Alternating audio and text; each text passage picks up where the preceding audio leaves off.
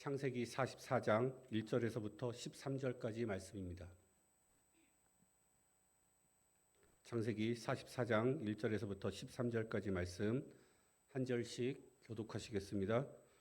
요셉이 그의 집 청지기에게 명하여 이르되 양식을 각자의 자루에 운반할 수 있을 만큼 채우고 각자의 돈을 그 자루에 넣고 또 내 잔 곧 은잔을 그 청년의 자루 아귀에 넣고 그 양식값 돈도 함께 넣으라 하매 그가 요셉의 명령대로 하고 아침이 밝을 때 사람들과 그들의 나귀들을 보내니라.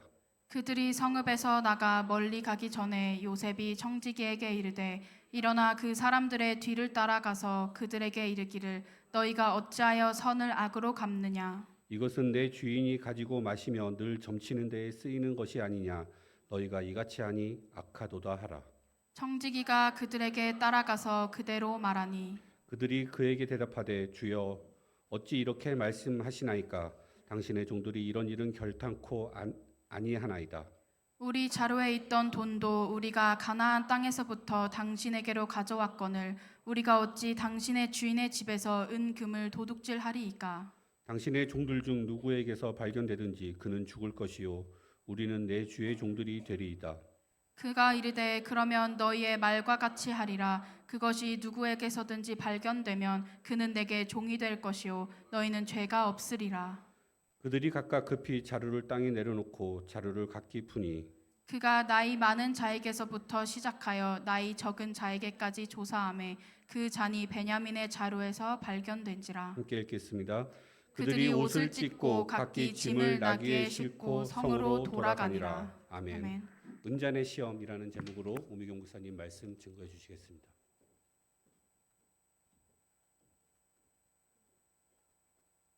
우리 신앙 고백드립니다. 주는 그리스도시요 살아계신 하나님의 아들이십니다. 자, 우리 옆에 분들하고 인사합시다. 보이는 게 다가 아닙니다.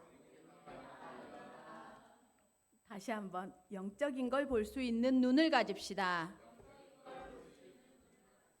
아멘. 자, 여러분, 좀 전에 우리 그 광고에 나온 것처럼 감사하게도요 이제 한국 아기팀 아기 학교 팀이 와서 보여준 것을 토대로 해서 정말로 내가 너를 이방의 빛으로 삼아 땅 끝까지 구원하게 하리라는 언약의 말씀을 성취할 수 있는 첫 걸음을 우리가 시작합니다. 근데 그 은혜로 그 첫 걸음으로 아기 학교를 시작합니다. 아기 학교의 대상이 누구냐면 다민족 아기들입니다. 한국인들이 올 수 있도록 물론 오는 걸 막거나 방해하지는 않지만 가로막지는 않지만 지금 이번에 우리의 광고의 대상은 다민족들입니다. 한 10가정 정도 놓고 기도합니다. 여러분 교회에서 이런 행사가 진행되고 있음을 기억하시고 기도해 주셨으면 좋겠습니다. 그리고 여러분 지금 이 자리에 여러분은 잘 모르시죠? 이렇게 얼굴이 비슷하고 모습이 비슷하니까 우리 중국인 그 다민족도 와 계시고요. 그다음에 일본인 렘넌트들도 와 있고, 그죠? 그다음에 우리 호레시오라는 우리 다민족 분도 와 계십니다. 그러면서 하나님이 이렇게 정말로 감사하게 우리 원단 말씀처럼 한 사람씩 한 사람씩 우리에게 붙여지는 것을 경험하게 됩니다.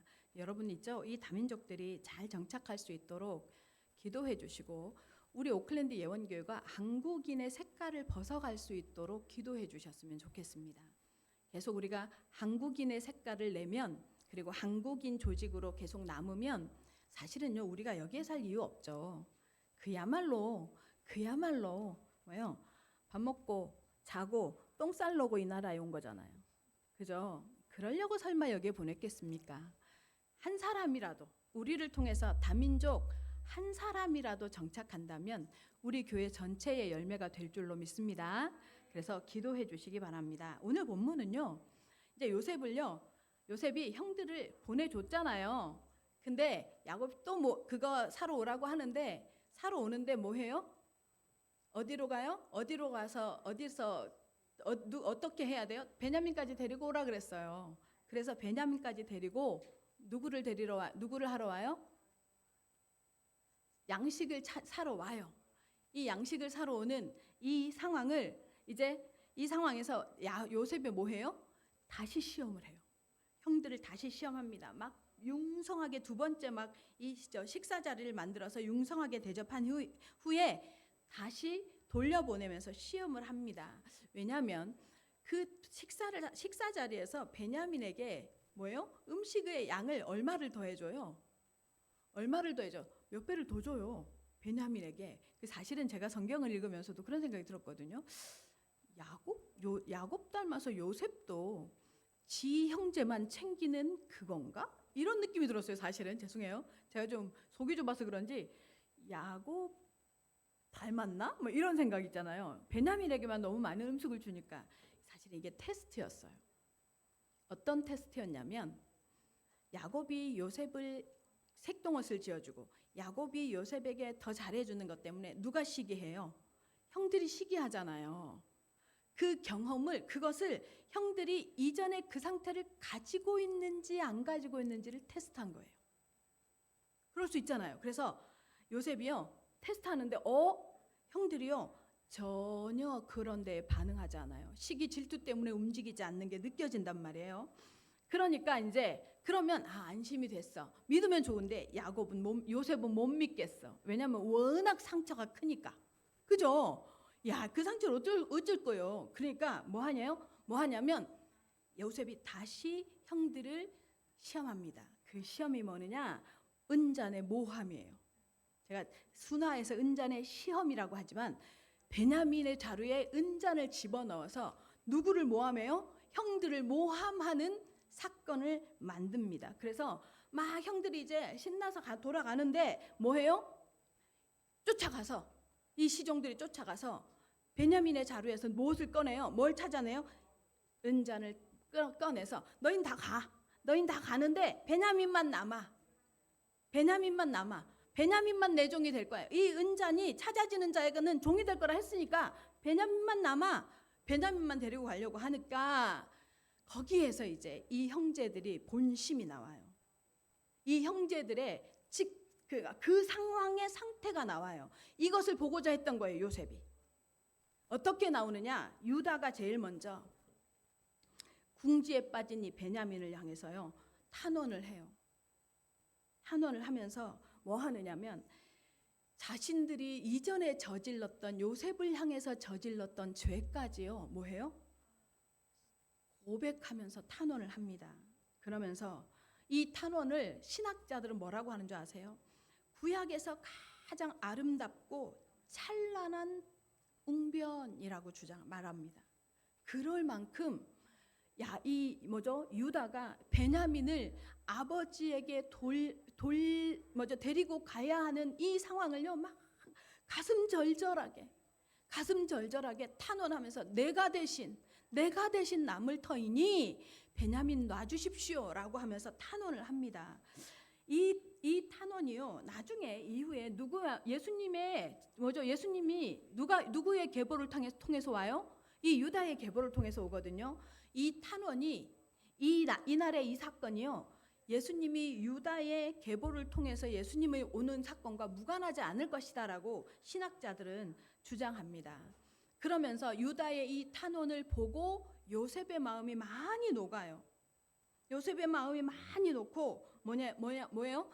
죄지은 자신을 비롯한 자신의 형제들과 불화하고 있는 요셉과의 관계를요 누가요? 유다의 이 탄원을 통해서요 많이 해소를 시켜줘. 화해를 시도하는 거예요. 화해를.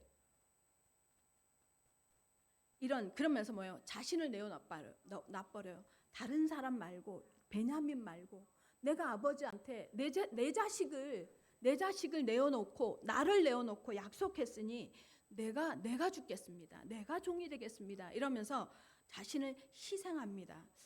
이 모습은 흡사 어떤 모습 같아요? 하나님과 인간 사이에 인간의 화해를 이루기 위해서 예수님이 이 땅에 오셔서 자기의 몸을 십자가에 죽음으로 희생하셨던 그 그리스도의 삶과 굉장히 흡사하죠. 예수 그리스도의 모형이다라고 말합니다.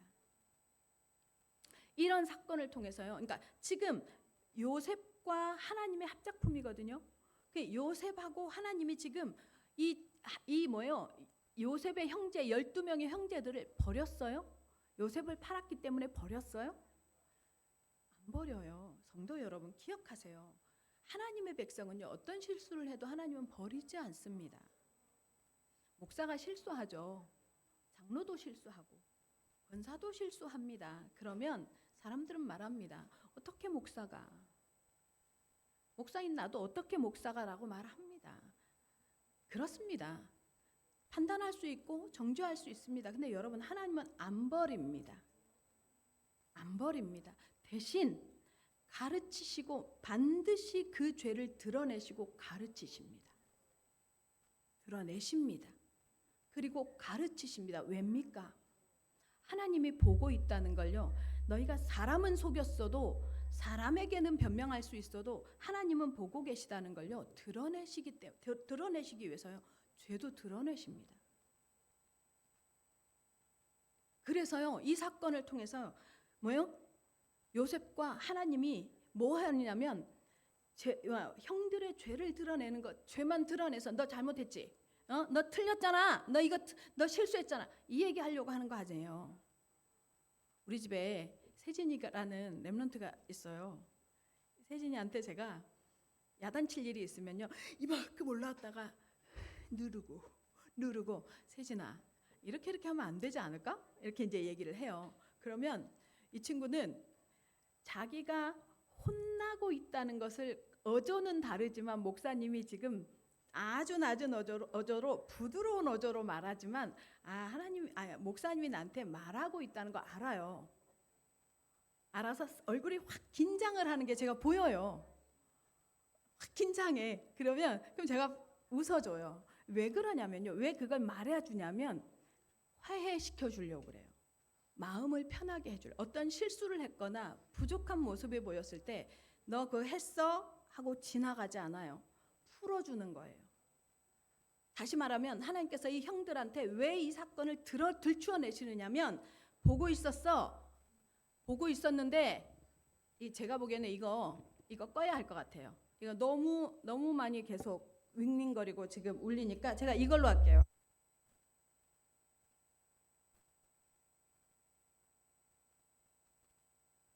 좀 들리겠습니까? 이걸로 하면 됩니까? 되네. 예, 이걸로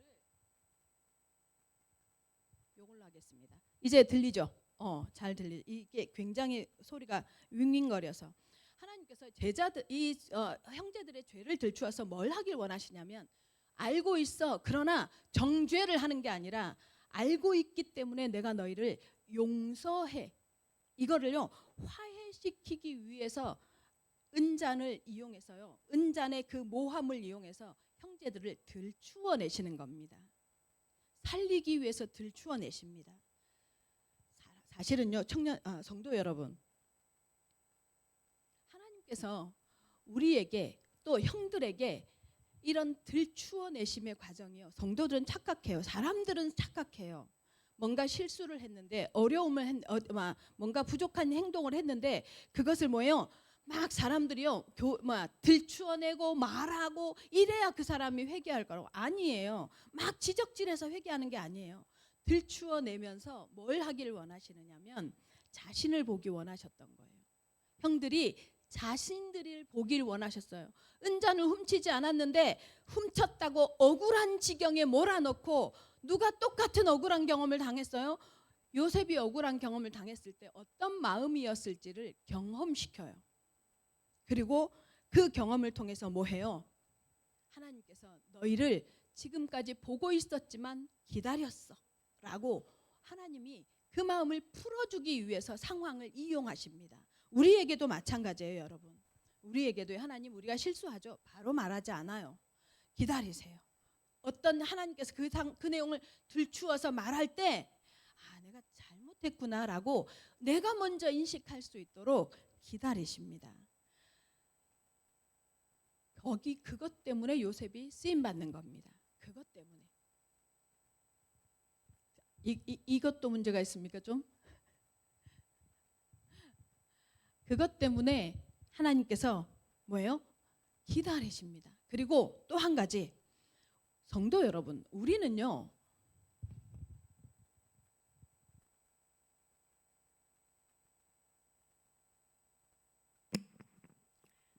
유다가 자기 형제들과 요셉과 그리고 베냐민을 위해서 변증한 것처럼 우리도 이런 삶이어야 합니다. 성도의 삶은요, 어떤 삶이어야 하느냐면 아직도 하나님하고 뭐예요? 하나님은 기다리고 계시잖아요. 누구를요? 하나님을 알지 못하는 사람들을, 누구를요? 죄짓고 스스로 낙심해서 떨어져 나가는 사람들을 기다리고 있잖아요. 여러분, 전도가 뭡니까? 하나님과 뭐예요? 화해시키는 일이에요. 화해시키는 일이에요. 그래서 성도 여러분, 우리의 역할의 하이라이트가 바로 전도인 거예요. 그래서 우리의 역할의 하이라이트는 불신자를 전도하는 것도 그렇지만 성도들 중에 부족하고 연약한 실수하는 자를요, 누구 앞에 세워주는 거예요? 하나님 앞에 세워주는 거예요. 내가 정죄하는 거 말고, 내가 판단하는 거 말고. 오클랜드 예언교회 성도 여러분, 유다와 같은 이 역할이 여러분의 삶의 캐릭터가 되시기를 예수님의 이름으로 축원합니다. 첫 번째입니다. 형들을 시험하는 요셉입니다. 1절에서부터 3절까지 같이 읽겠습니다. 시작. 요셉이 그의 집 청지기에게 명하여 이르되 양식을 각자의 자루에 운반할 수 있을 만큼 채우고 각자의 돈을 그 자루에 넣고 또 내 잔 곧 은잔을 그 청년의 자루 아귀에 넣고 그 양식값 돈도 함께 넣으라 하매 그가 요셉의 명령대로 하고 아침이 밝을 때에 사람들과 그들의 나귀들을 보내니라. 자, 형들이 애굽의 총리의 집에 초대를 받아서 식사하고 총리랑 겸상을 해서 식사를 하고 이제 양식도 샀고 볼모로 잡혀 있던 시므온도 데리고 베냐민도 무사히 데리고 나이 든 아버지에게로 갈 수 있는 아침이 밝았어요. 얼마나 행복했겠어요. 얼마나 기분이 좋았겠어요. 신나서 가려고 이제 갑니다. 날아갔지 듯이 가벼운 걸음으로 가는데 요셉은 그 다음 단계를 딱 계획합니다. 은잔을 누구에게요? 베냐민의 자루에. 베냐민의 자루에다가 은잔을 딱 넣고 무슨 상황을 만들어요? 그 다음 행보를 이어가기 위해서 이제 뭐예요? 계략을 꾸밉니다. 형들에 대한 복수심 때문일까요? 복수심 생길 것 같아. 나 같아도. 내가 요즘에 어떤 상황을 들으면서 막 내가 분노하고 막 내가 울고 막 이러면서 복수심 생길 것 같아. 내가 봐도. 근데요, 요셉의 지금 이 행동은요, 복수심이 아니에요. 전혀 복수심이 아니에요. 요셉이요, 나중에 이 이후에요, 계속 고백합니다. 왜 이 일이 있었는지, 왜 이런 일들이 일어나고 은잔을 베냐민의 자루에 넣었는지 요셉이 뭐라고 고백하느냐면 이 모든 상황을 이끄신 분이 하나님이신 것을 형들에게 말해주려고 하는 거예요. 이 모든 상황의 주인이 지금 하나님이시다. 당신들에게 지금 이런 상황이 일어난 것이 하나님이다라는 것을 전달하기 위해서 뭐예요? 형들을 주저앉혀야 되는 거예요. 그래서 지금 이 상황을 꾸미는 거예요. 20여 년 전에 형들이 요셉을 팔았잖아요. 그 긴 세월 동안 이 무서운 비밀을 형들은 아버지 앞에 감추고 자기들은 뭐예요? 묻어버리고 절대로 인생에서 떠올리고 싶지 않은 괴로운 기억이었을 거란 말이에요. 그죠? 이 기억을 다시 끄집어내요. 왜요? 하나님이 그것도 사용했노라고 설명해주고 싶은 거예요. 성도 여러분, 우리는요, 좋은 모습만, 성경은요 절대로 그렇게 기록하지 않아요.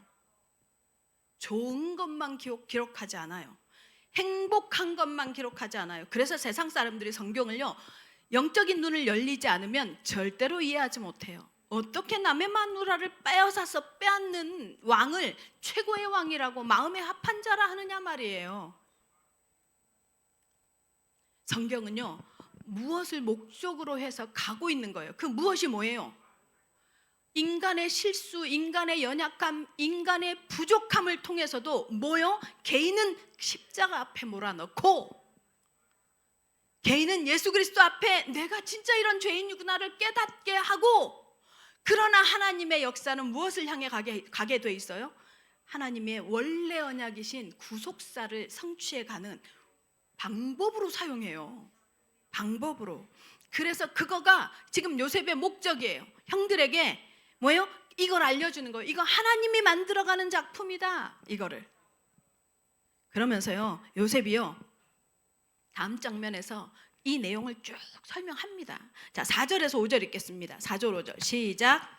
그들이 성읍에서 나가 멀리 가기 전에 요셉이 청지기에게 이르되 일어나 그 사람들의 뒤를 따라가서 그들에게 이르기를 너희가 어찌하여 선을 악으로 갚느냐 이것은 내 주인이 가지고 마시며 늘 점치는 데 쓰는 것이 아니냐 너희가 이같이 하니 악하도다 하라. 자, 요셉이 전하고자 하는 메시지가 여기 있어요. 너희가 어찌하여 선을 악으로 갚느냐. 너희가, 여러분, 이 얘기가 형들에게만 하는 얘기 같죠? 너희가 이같이 하니 악하도다. 이게 무슨 말이에요? 어떻게 이 형들이요, 지금 아직 자기들의 얘기도 하지 않아. 근데요, 하나님이 너희에게 지금 보고 있는 게 보여주는 거예요. 이거에 대한 대답이 뭔지 아세요? 창세기 50장 20절이에요. 창세기 50장 20절 함께, 자, 띄워졌습니까? 다시 시작. 당신들을 나를 해하려 하였으나 하나님을 그것을 선으로 바꾸사. 하나님의 방법은 뭐예요? 악을 선으로 갚는 방법이에요. 이게 하나님이 이기는 방법이에요. 악을 선으로 갚는. 너희는 선을 악으로 갚았잖아. 왜요? 왜 이 말을 할 수 있어요?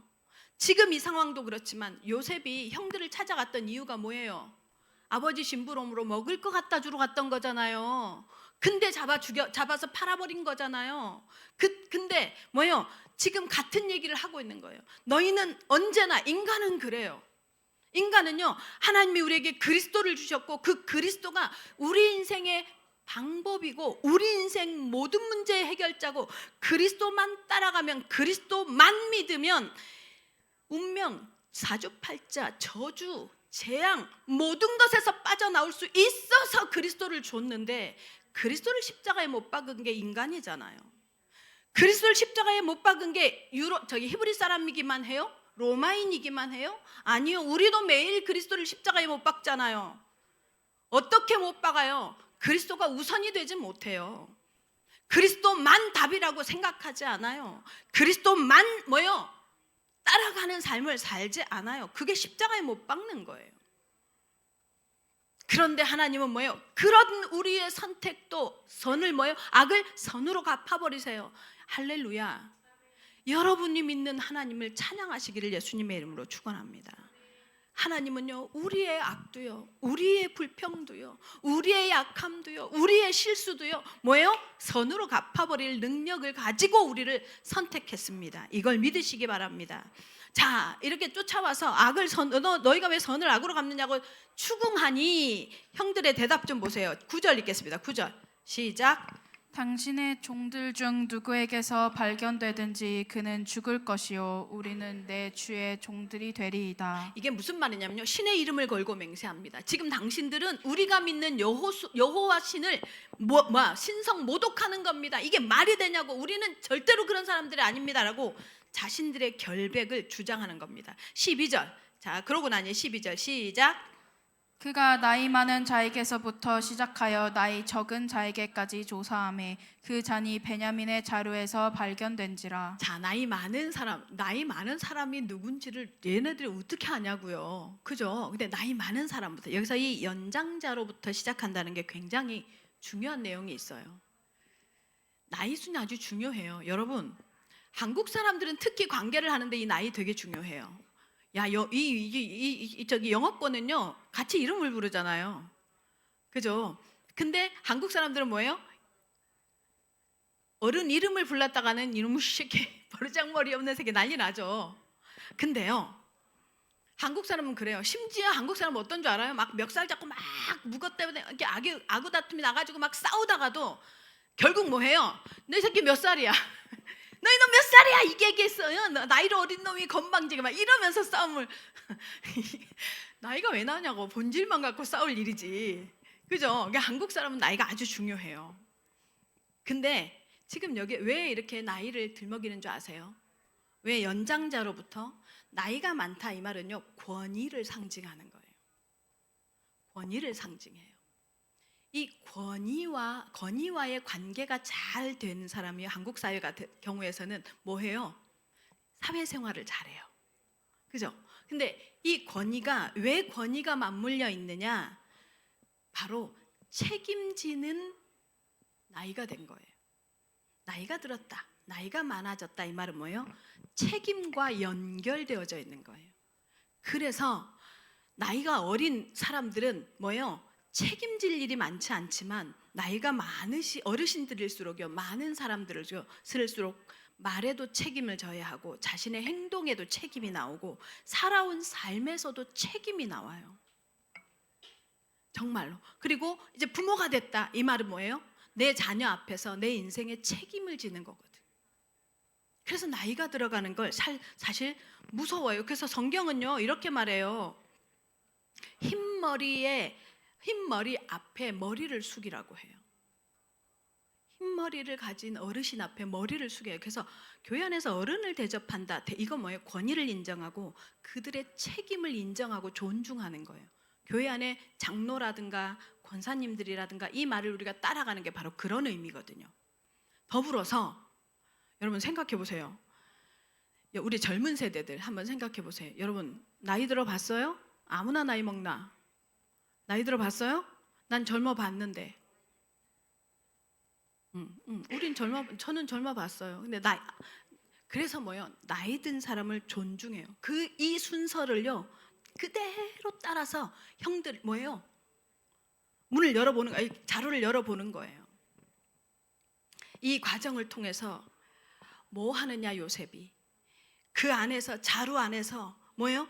베냐민의 자루에서 은잔이 발견되어지는 이 상황을 통해서 뭐예요? 베냐민만 놔두고 갈 것인지 말 것인지를 테스트하는 거예요. 이들은 베냐민만 놔두고 갈 것인지. 그래서 뭐라고 말하냐면 은잔이 발견된 사람만 남아라, 그렇게 말한단 말이에요. 근데 누가요? 형들이 다 같이 안 된다고 막 유다가 변호하면서 막 따라 나온단 말이에요. 이때 뭐가 회복이 되는 줄 아세요?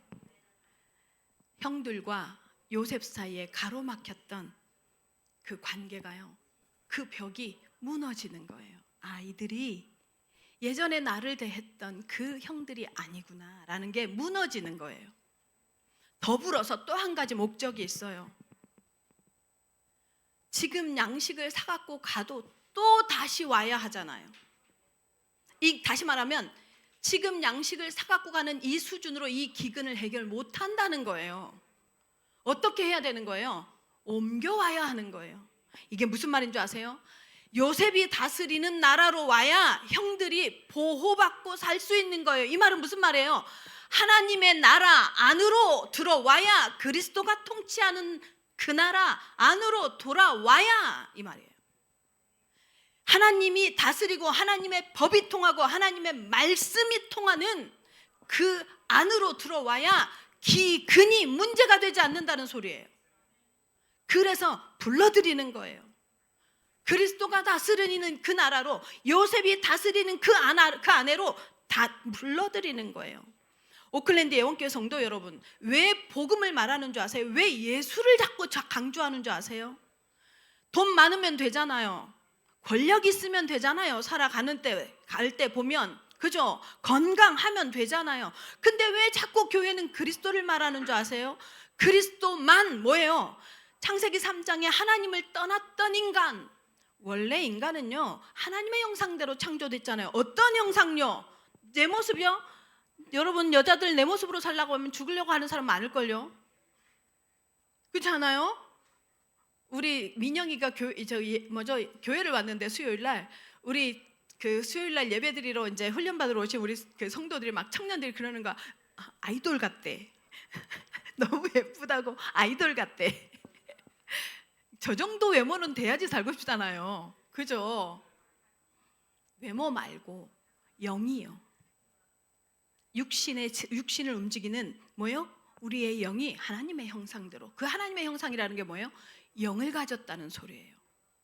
영을 가졌는데 하나님이 이렇게 영을 가진 인간을 하나님과 소통하며 하나님의 말씀을 보며 하나님을 따라가도록 창조했는데, 뭐예요? 인간 지금 우리 하나님 주일날 하루 예배, 여기 와서 하루 예배 드리는 것도 힘이 들어가지고 아니요. 원래는요. 매일 하나님하고 만났어요. 그게 예배예요.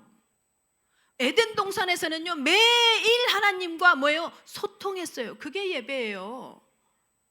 그게 예배예요. 여러분 한국 교회가요. 수요 예배, 금요 예배 있는 거요. 그게 여러분 영적 긴장감의 하나님의 통로예요. 은혜 중에 은혜예요. 은혜 중에 은혜예요. 그 뭐요? 일주일 내내 하루 딴 생각하고 딴 세상 바라보고 딴 삶을 살다가 아세요? 예배를 정식으로 이렇게 드리는 이 예배의 긴장감 속에서 내가 은혜를 받지 못하잖아요. 그럼 무슨 상황이 발생을 하느냐면 주중에요. 하나님의 말씀도 보고요. 하나님에 관하여 생각도 해요. 이 모든 게요. 주어가 뭐냐면 나를 위한 거가 돼요. 내가, 내 삶이, 내 현장이, 내 가정이, 내 건강이 다 내가 주어가 돼요. 근데 예배를 통해서 예배를 딱 드리고 나서 수요일이든 금요일이든 주일이든 예배를 딱 드리고 나면 이 생각에 전환이 오는 거예요. 그래서 자꾸 여러분한테 예배드리라는 거예요. 그런 존재로 인간을 하나님께서 만들었어요. 하나님하고 소통하도록. 근데 인간이요, 무슨 문제가 생겼어요? 하나님을 떠났어요. 어떻게 떠났어요? 누구 말을 듣고요? 성경에는요, 창세기 3장에는요 뱀의 말을 듣고라고 말해요. 뱀의 말을 듣고 선악과를 따먹지 말라 하는데요, 뱀의 말을 듣고 따먹어요. 이 뱀이 누구냐? 요한계시록 12장 9절에 보면 뭐라고 표현하는 줄 알아요? 옛날에 그 뱀, 곧 마귀라고도 하고 사단이라고도 하는 존재래.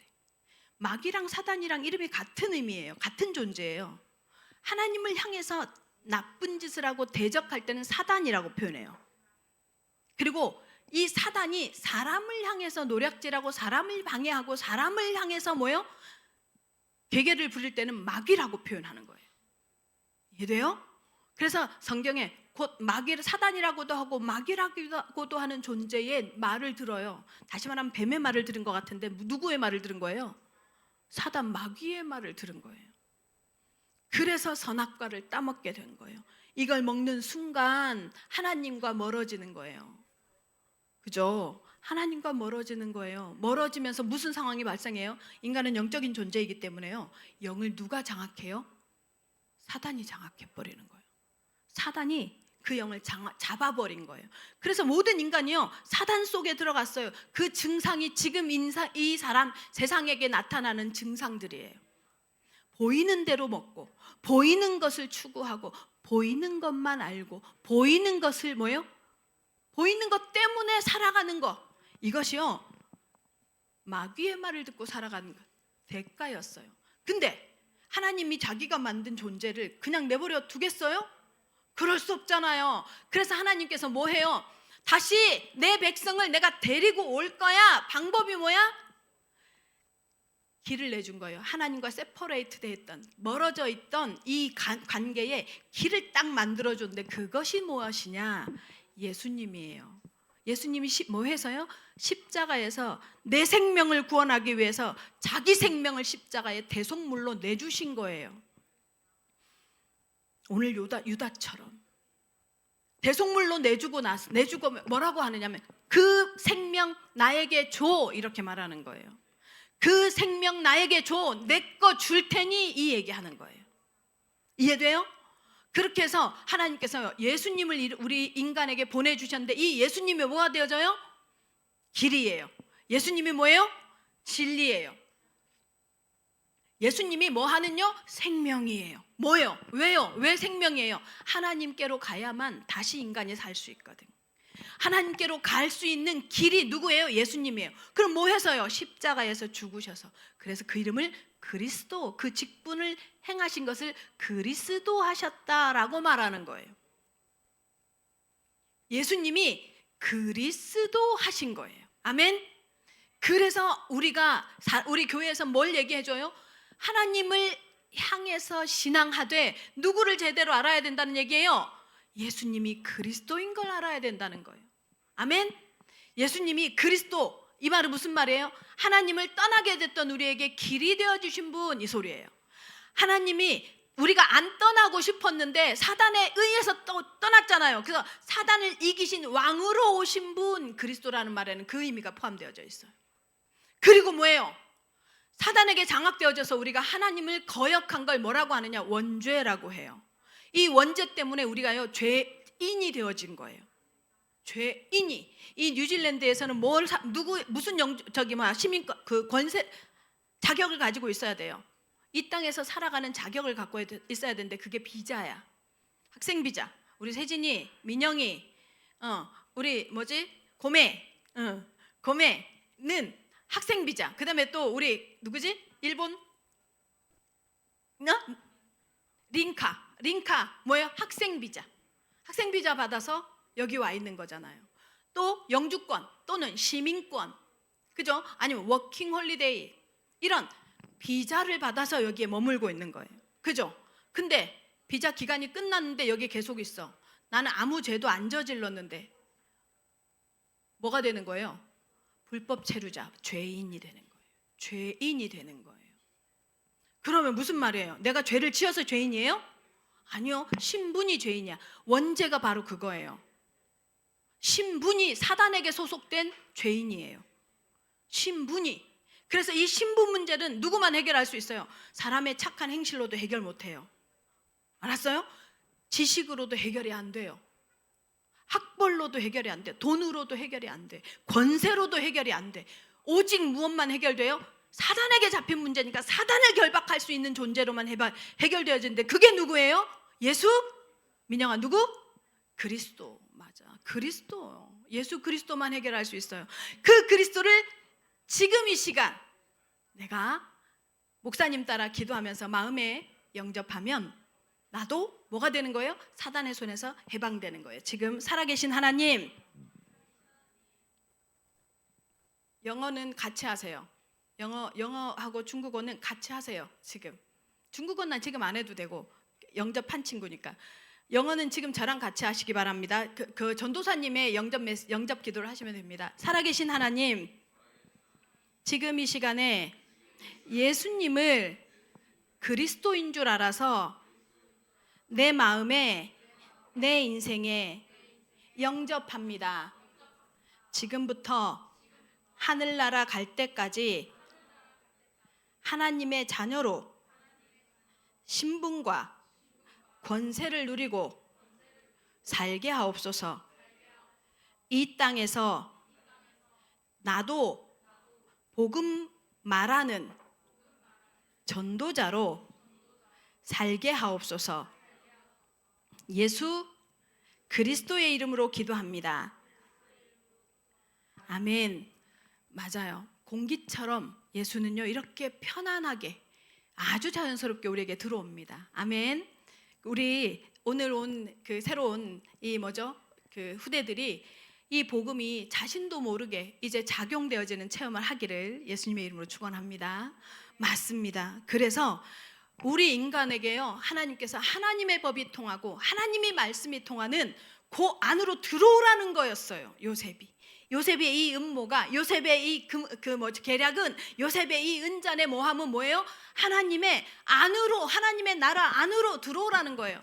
여러분, 그래서 우리한테 기근이 옵니까? 여러분에게 문제가 옵니까? 사건이 있습니까? 어려움이 있습니까? 하나님의 메시지를 들으시기 바랍니다. 사람 누구도 해결하지 못합니다. 사람 누구도 뭐예요? 답을 주지 못합니다. 근데 어떻게 해야 되느냐? 그러면 하나님, 지금 나에게 이 사건을, 이 문제를 허락하심은 뭐예요? 내가 하나님의 통치 안에 들어오기를 원하시는군요. 알겠습니다. 내가 그 통치 안으로 들어가기를 원합니다. 아멘. 이 고백만 하셔도 하나님께서요 여러분에게 그때부터 여러분의 삶을 인도하시고 지배하시며 기근이 문제가 되지 않는 응답을 누리게 하실 줄로 예수님의 이름으로 축원합니다. 두 번째입니다. 변화의 동력인 복음입니다. 13절 읽겠습니다. 시작. 그들이 옷을 찢고 각기 짐을 나뉘어 싣고 성으로 돌아가니라. 어디서 많은 생각나는 장면 있죠? 옷을 찢어. 누가 옷을 찢었어요? 창세기 37장 23절 보세요. 자, 23절 시작. 37장 23절 시작. 요셉이 형들에게 이르매 그의 형들이 요셉의 옷 곧 그가 입은 채색 옷을 벗기고. 31절 시작.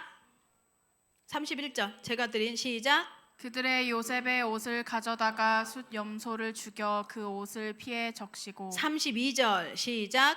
그의 채색 옷을 보내어 그의 아버지에게로 가지고 가서 이르기를 우리가 이것을 발견하였으니 아버지 아들 옷인가 보소서 하매 아버지가 그것을 알아보고 이르되 내 아들의 옷이라 악한 짐승이 그를 잡아 먹었도다.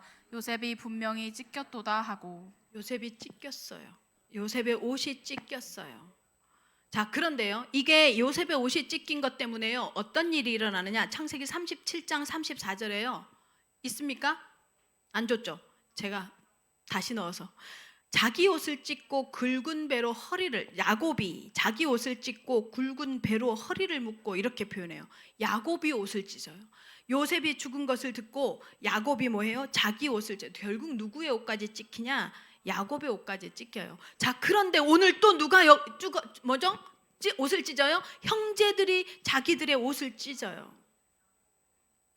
형제들이 자기들의 옷을 찢어요. 예수님의 옷이 찢겼다 이 말은 뭐예요? 예수 그리스도의 십자가의 모형이거든. 예수님의 십자가의 모형이에요. 예수님이요, 십자가에 달리기 전에 로마 군인들이요, 예수님의 옷을 찢어가지고 나누잖아요. 나눈단 말이에요. 형들의 옷과 요셉의 옷과 야곱의 옷과 형들의 옷이 다 찢겼어요.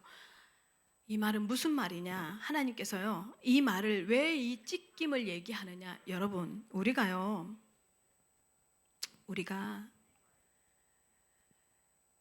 갈보리산의 십자가 앞에 우리의 마음이 찢겨지듯이 내려놓아지지 않죠. 그러면 우리 자신을 볼 수 없어요. 우리를 볼 수가 없어요. 되게 신기해요. 하나님을 믿는데도요, 우리는요, 우리를 못 봐요.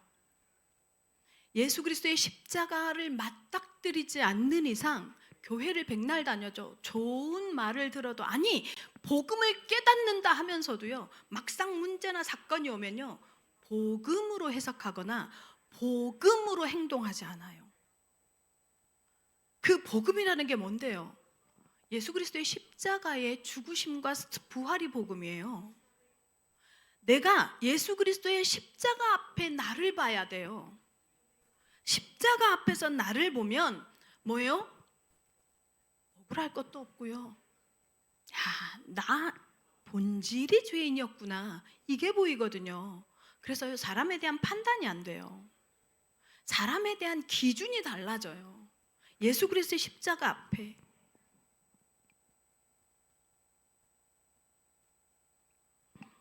그래서 14절에 보면요, 이제 이 형들이요, 요셉에게 다시 돌아옵니다.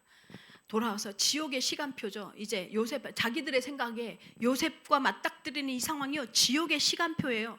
근데 여러분, 우리 알고 있잖아요. 지옥의 시간표예요. 45장이 무슨 내용인지 여러분 알고 있죠? 요셉이 뭐예요? 커밍아웃 하는 시간이잖아요. 그죠? 그 직전이야 지금. 그러면 형들이 지금 요셉을 만나는 이 시간은, 요셉은요, 형들은 요셉이 지금 완전히 애굽의 총리로 알고 있기 때문에 요셉이라고 생각도 못하고 있기 때문에 뭐예요? 죽으러 가는 거, 죽음의 걸음이야. 그죠? 근데 하나님은 무슨 걸음을 예비해 놓은 거예요? 총리의 형제들이 되어지는 신분 상승의 시간표를 예비해 놓고 있는데 준비해 놓고 있는데 몰라. 우리도 그래요. 우리 인생에요, 하나님께서요, 이런 걸요 준비해 놓고 있어요. 하나님은요, 모든 것을 합력해서 선을 이루시는 분이심을 믿으시기를 예수님의 이름으로 축원합니다. 우리한테 문제가 있어요, 실수가 있어요, 사건이 있어요, 넘어짐이 있어요, 실패가 있어요. 세상에요, 저만큼 실패 많이 한 사람이 없어요. 여러분한테 까발릴 수 없지만 저만큼 실패를 많이 한 사람이 없어요. 근데 이 모든 것을 들어서요, 하나님은 선을 이루시더라고요. 하나님의 선을, 저를 영웅 삼는 게 아니에요. 하나님의 선을 이루어 가시더라고요. 요셉이요, 이 테스트를 계속 이 모함을 해가는 이유가 뭐였어요? 이 하나님의 시선을 알려주고 싶었던 거예요. 당신들의 그 실수가, 그 넘어짐이, 그 나를 팔았던 사건이 당신들의 생명을 위한 것이었음을 아십니까? 이걸 알려주고 싶었던 거예요. 성도 여러분, 아프지요. 사건이 일어나면 아픕니다. 얼마나 힘이 듭니까? 얼마나 괴롭습니까? 그런데 여러분, 하나님을 믿어보시기를 예수님의 이름으로 축원합니다. 진짜 하나님을 믿으시기 바랍니다. 하나님을 믿으시기 바랍니다. 그러면서요, 이제 16절에 유다가요 항변을 하기 시작합니다. 어떤 얘기를 하느냐? 16절 다 같이, 16절 다 같이 한 소리로 읽겠습니다. 다 같이 큰 소리로 시작. 유다가 말하되 우리가 내 주께 무슨 말을 하오리이까? 무슨 설명을 하오리이까? 우리가 어떻게 우리의 정직함을 나타내리이까?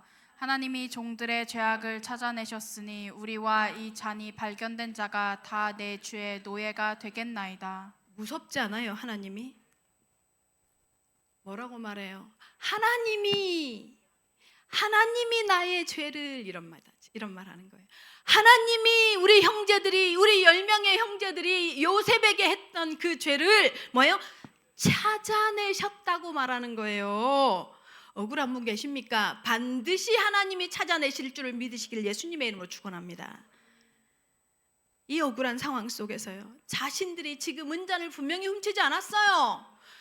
요셉의 모함이기 때문에. 그런데요, 이 억울함 앞에서요, 요셉이 얼마나 억울했을지 생각할 수 있는 거예요.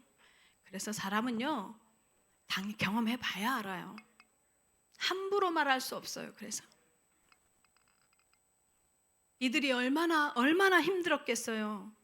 이 억울한 상황 속에서요, 유다를 비롯해서 이 형제들이요, 누구 속으로 지금 들어가는 거예요? 하나님의 밑으로 들어가는 거예요. 하나님이 하고 있구나, 지금 이걸 보는 거예요. 아무도 모를 줄 알았다고, 자기들만 입 다물면 될 줄 알았는데, 감추면 될 줄 알았는데, 하나님이 이걸 보고 계셨고 하나님이 드러내고 계시는구나. 그래서요, 요셉 앞에서 고백하는 거예요. 하나님이 우리가 어떤 죄를 저질렀는지 아시고 그걸 찾아내고 계신 겁니다. 이렇게 고백해요. 이들은요, 참 신기하죠. 그 악랄했던 형제를 노예로 팔았던 그 형들이 아니에요. 지금 왜 이렇게 될 수 있었을까요? 야곱이 아까 자기 옷을 찢었다고 했잖아요. 그런 것처럼요, 야곱은요, 지금 20여 년 동안 아마 웃음기가 잃어버렸었을 거예요.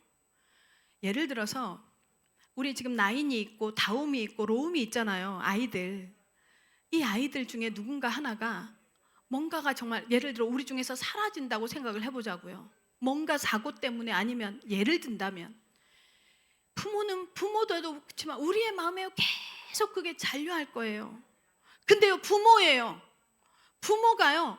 생때 같은 자식을 자기가 심부름을 보냈는데 짐승에게 찢겨 주겠다고 생각을 한번 해보세요.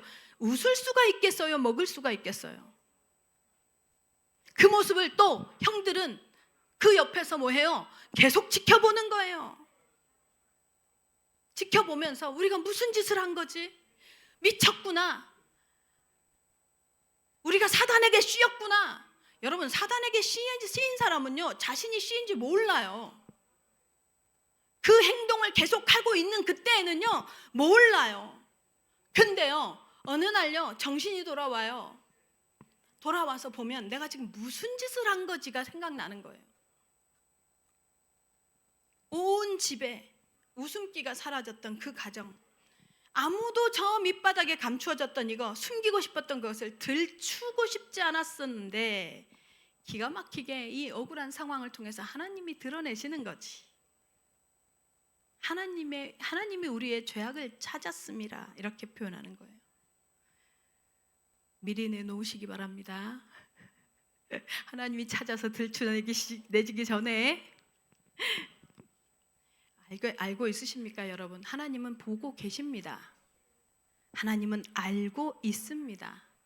하나님은요, 듣고 있습니다. 죄악의 현장을요, 그대로요, 보고 계십니다. 왜 바로 심판하시지 않냐? 자기 자녀는요, 심판이 목적이 아니거든요. 되돌림이 목적이거든요. 그 자리를 원래 하나님께서 주셨던 그 자리로의 회복이 목적이거든요. 반드시 그래서 시편 기자가 말하잖아요. 내가 바위 밑에 땅 밑으로 들어가면 숨어질까? 하늘 위로 올라가면 숨어질까? 숨어지지 않아요. 그러면서 요셉에게 27절 이어갑니다. 자, 읽어보겠습니다. 다 같이 시작. 주의 종 우리 아버지가 우리에게 이르되 너희도 알거니와 내 아내가 내게 두 아들을 낳았으나. 야곱은요 처음부터 끝까지 자기한테 아내는 라헬 하나야. 그러니까 두 아들밖에 없대. 요셉하고 베냐민. 근데 이 얘기를 지금 누가 하는 거예요? 누가 누구에게 하는 거예요? 야곱의 편애를 받았던 요셉 앞에서 편애가 아니라 내침을 받은 것 같은 아들 유다가 요셉에게 말하는 거예요. 이 이야기를 지금 요셉이 듣고 있어요. 듣고 있으면서 무슨 얘기할까요? 내 아버지의 편견으로 인해서 이들이 받았던 상처가 얼마나 아팠을지가 이제 생각나는 거예요. 내 아버지의 편견으로 인해서 누구만 아들이야? 요셉과 베냐민만 아들인 거예요. 무슨 말이에요? 가해자도 없고 피해자도 없구나 지금.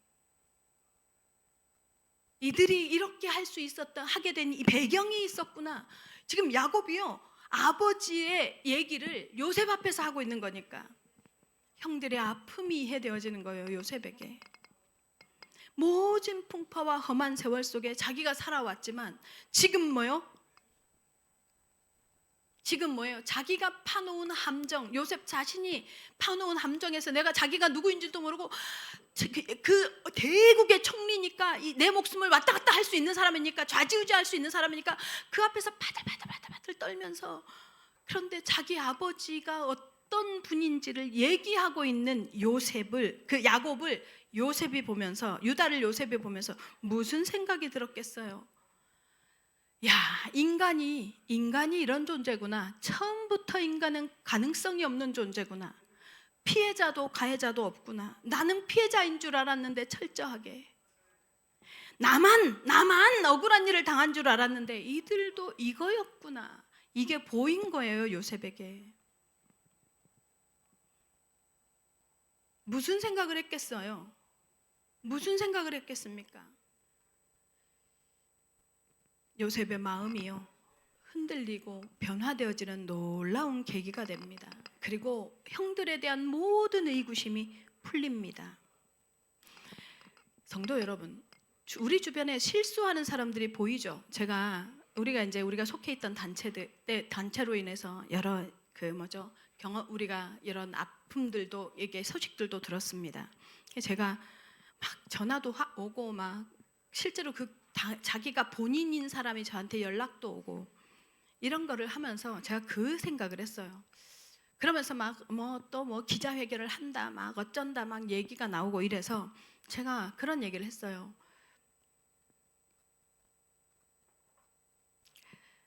나는 그분들에게 정죄할 어떤 근거도 내가 가지고 있질 못하다.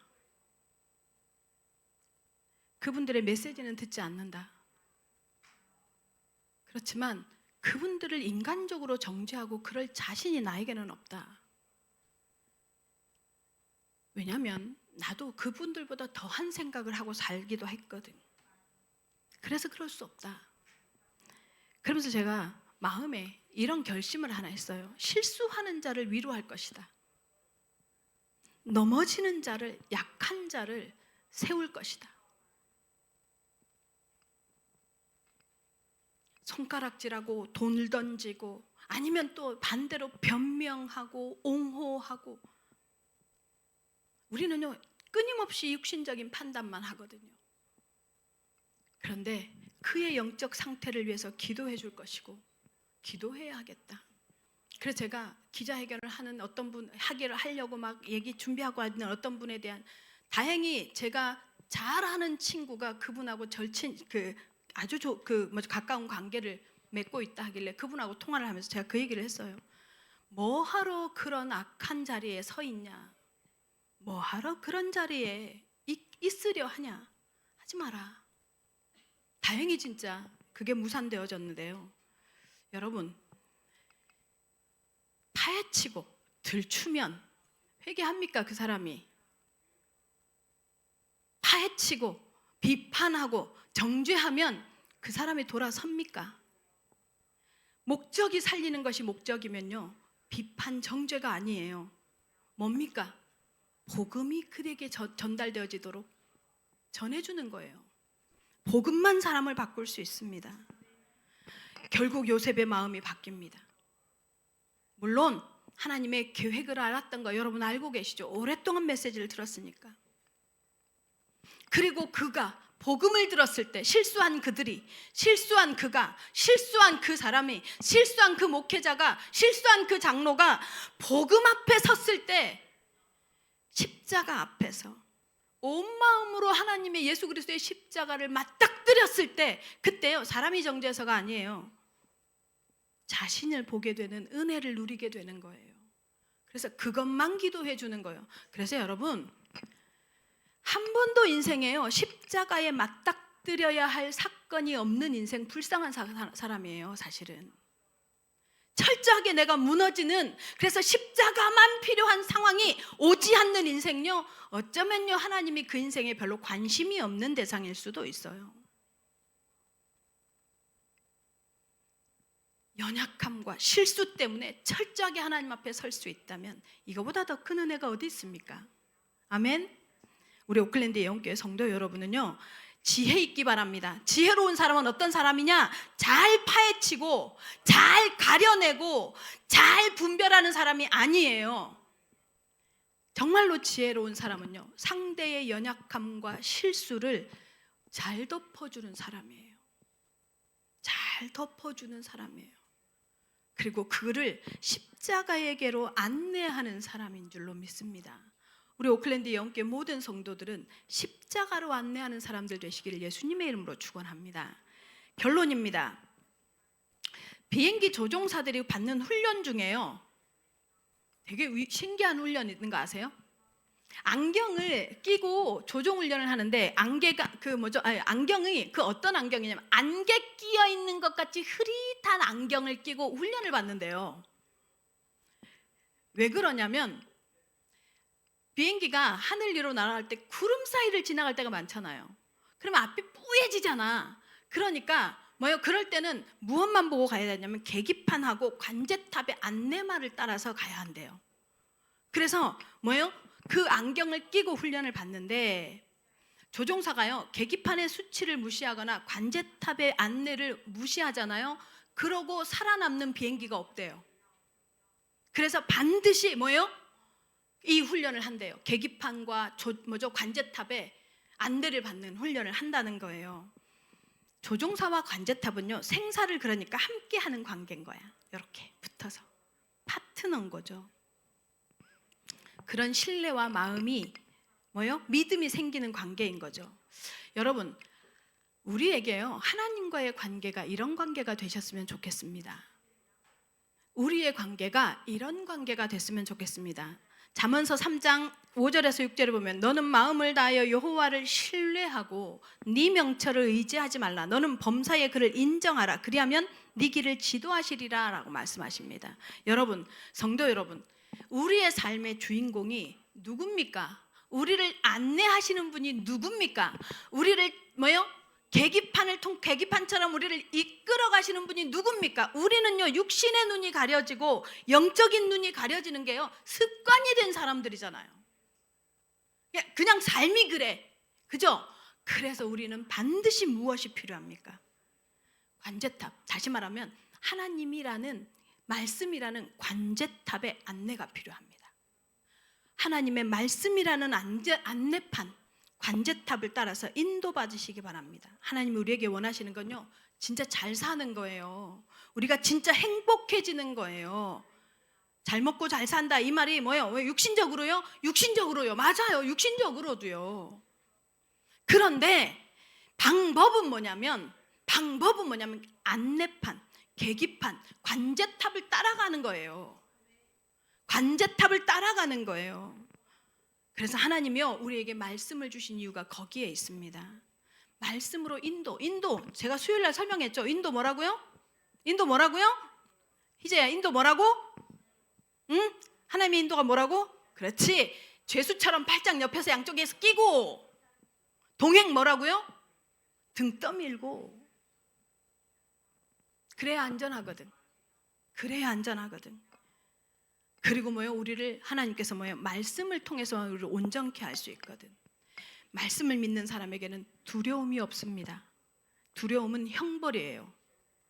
그래서 두려워하는 자는요 지옥에 간다고 합니다. 요한계시록에. 우리가요 실수하는 걸 싫어하시는 게 아니라 실수와 상관없게 인도하시기 위해서 우리에게 주신 게 뭐예요? 말씀입니다. 여러분에게 하나님의 말씀이, 오늘 주신 이 강단 말씀이 계기판이 되고 관제탑이 되시기를 예수 그리스도의 이름으로 축원합니다.